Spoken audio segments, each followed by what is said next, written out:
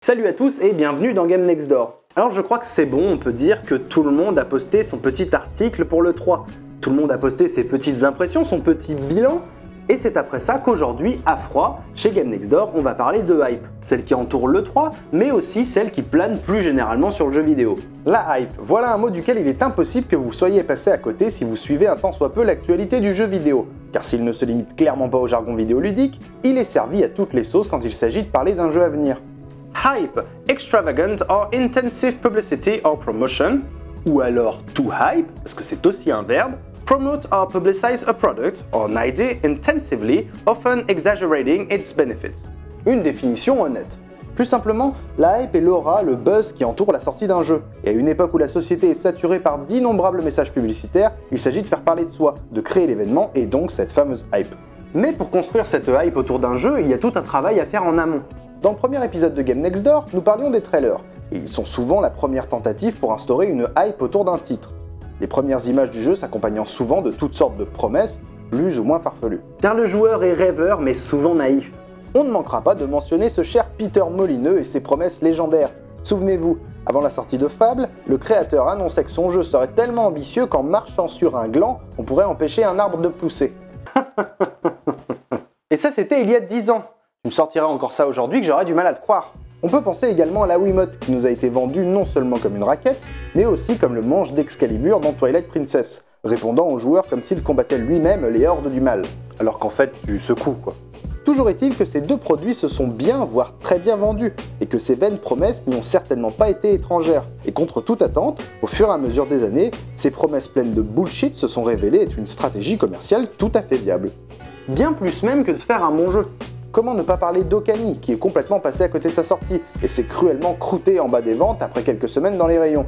Si un jeu n'est pas soutenu activement par son éditeur, et ce malgré sa qualité intrinsèque, il se viande.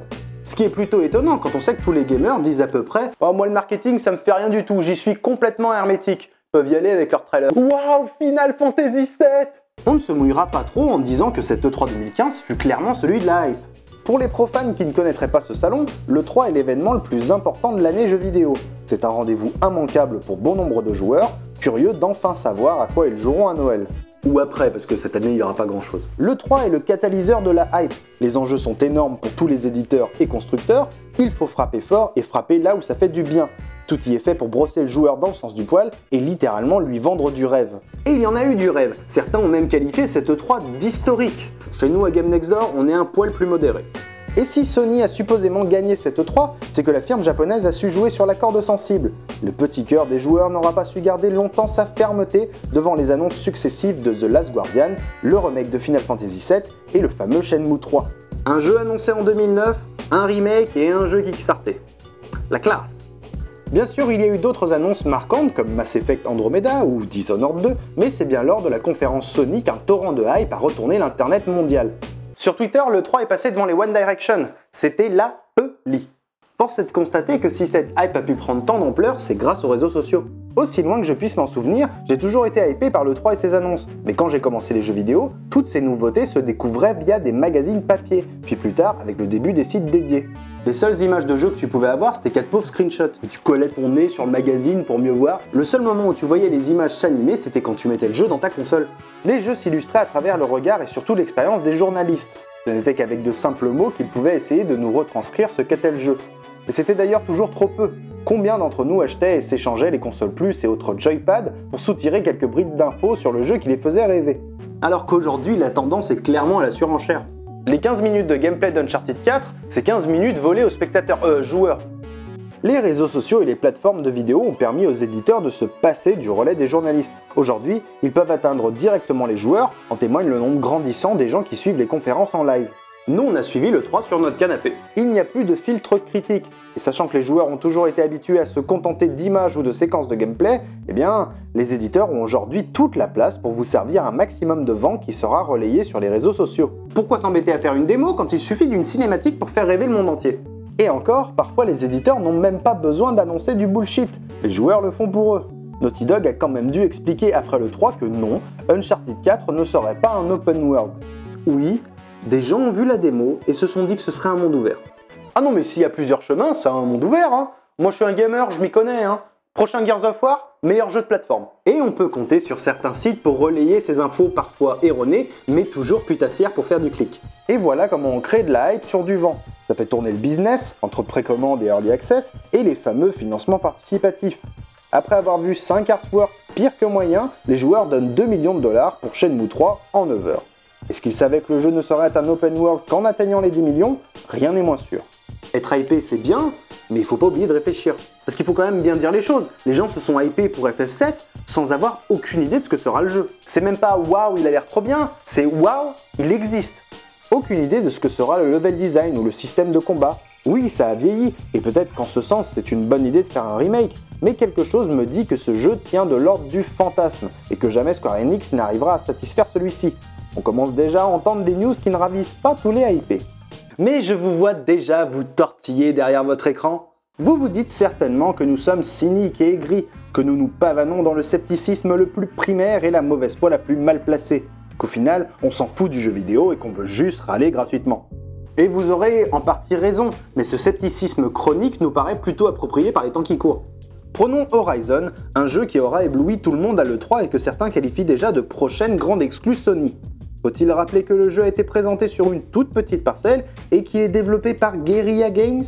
Alors oui, chez Guerrilla Games, ils savent faire de beaux jeux, mais est-ce qu'ils ont déjà fait un bon jeu?